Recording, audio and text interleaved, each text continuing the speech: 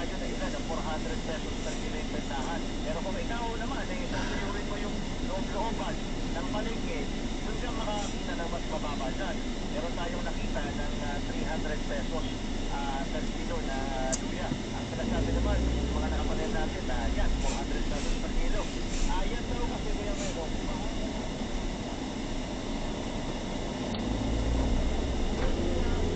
papagpag sa palengke, ito pwesto nila doon sa harapan para mas makita at doon mailagay doon yung mga luya kuya Melo. Ibig sabihin, maraming kamay na pinagdaanan talaga. Ang paliwanag naman nila sa atin, bago pa manalasa ang pagkirol mo, nagmahal na yung luya. Pero, mas lalong itong nagmahal, matapos manalasa ang pagkirol mo. Dadalaw kasi nasa 190 pesos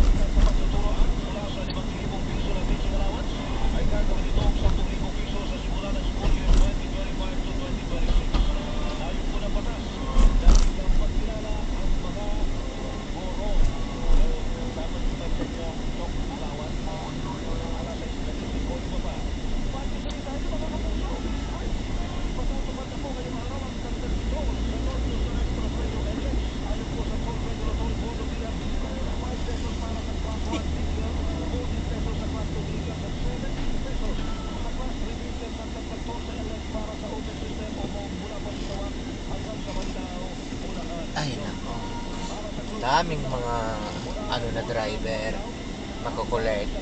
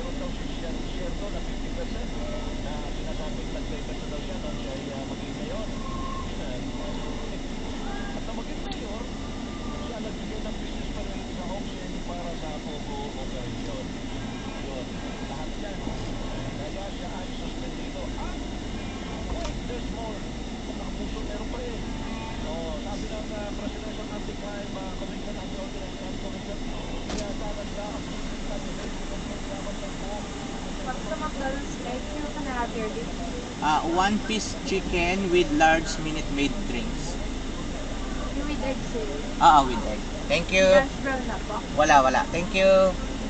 Sorry, anong drinks yun, sir? Minute Maid large.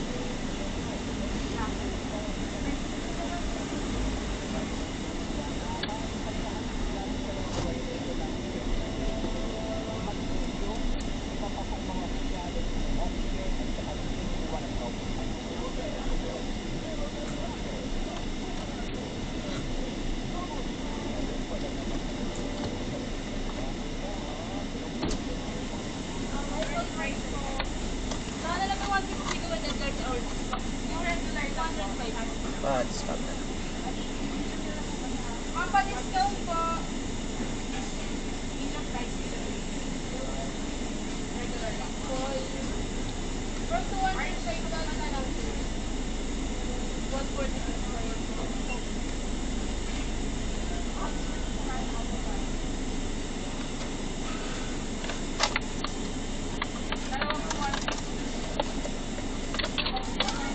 Sir, bakit kayo?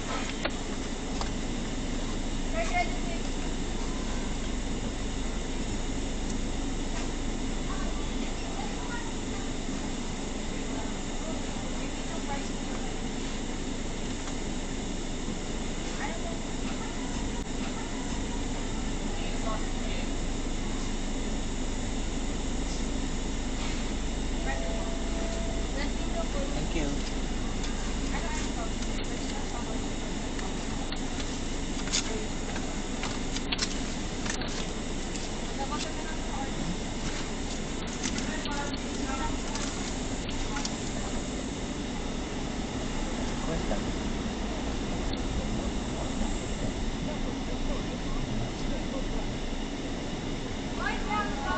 Hi sir, good morning po. Darling, patingin nga ng chicken. Sorry? Patingin nga ng chicken. Puro dry kasi nakukuha ko. Ito sir. Pwede, sige po, pwede niya po parang. Papalitan na lang po if ayaw niya po ng dalang. Walang... sino ka kanya? Thank you.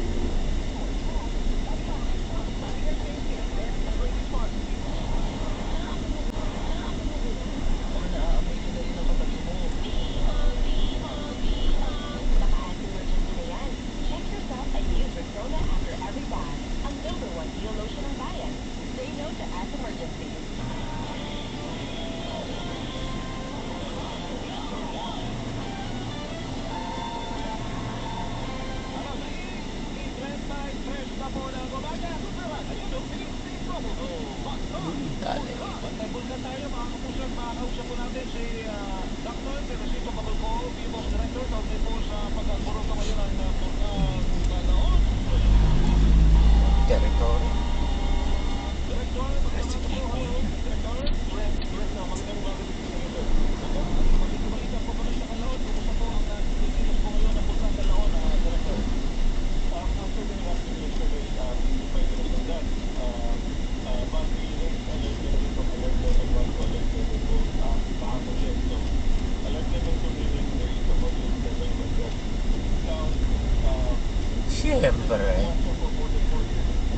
Kulay hindi. So, ngayon po, nasa alert level 2 po tayo. At alert level 2 tayo. Kulay hindi. Dapat mag-ingatan po ng mga